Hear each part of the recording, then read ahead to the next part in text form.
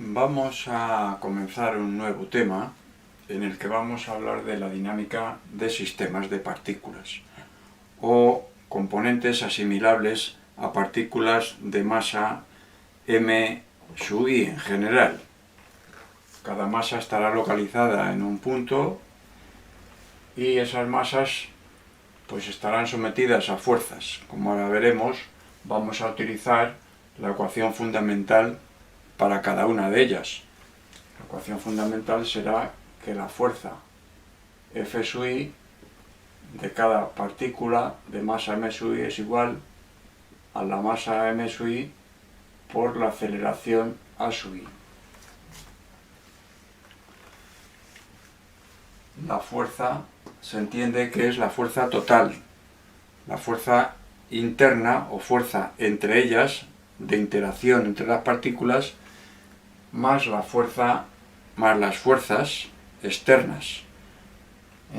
Eso da la fuerza F sub i total sobre la partícula. Vamos a utilizar sistemas inerciales, salvo que se diga lo contrario. Sistemas inerciales, si lo recuerda, eran aquellos que tenían una velocidad constante, que no tenían aceleración alguna. Sistemas de referencia. Vamos a ver ahora teoremas que son aplicables a la dinámica de sistemas de partículas. Vamos a empezar por el teorema de la cantidad de movimiento.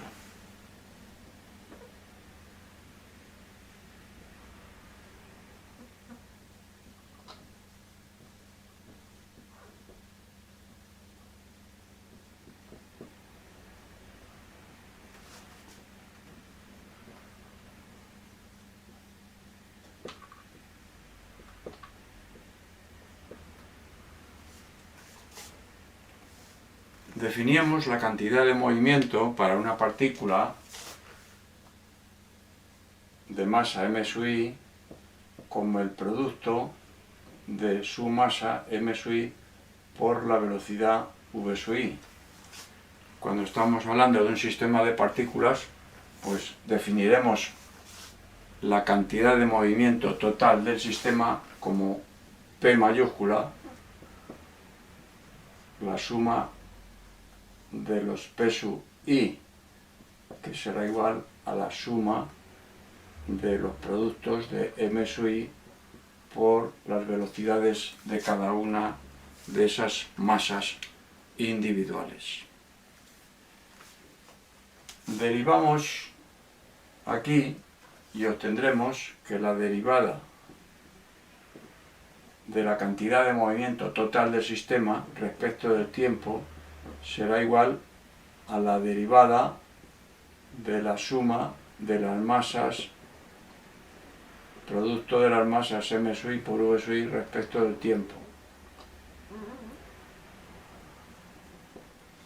Como las masas son constantes, podemos afectar la derivada únicamente a las velocidades. Luego será la suma de m sub i por las derivadas de las velocidades respecto del tiempo.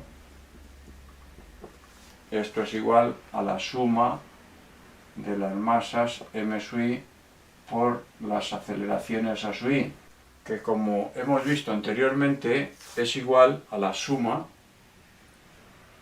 de las fuerzas F sub i totales que actúan sobre cada partícula. La suma de fuerzas totales que actúan sobre cada partícula es igual a la suma de las fuerzas internas o de interacción entre las partículas y las fuerzas externas al sistema. Las vamos a llamar suma de F sub i mayúscula a las internas más la suma de las F sub i sub e mayúsculas externas al sistema. Las internas, que son de interacción, se dan por parejas, iguales y contrarias. O sea que la interacción por el principio de acción y reacción entre dos masas del sistema, por ejemplo, la masa m sub 1 y m sub 2, la fuerza F1 y la F2 internas, que vamos a llamar I, son iguales y contrarias, luego se anulan. Luego todas las fuerzas, la suma de todas las fuerzas internas es nula.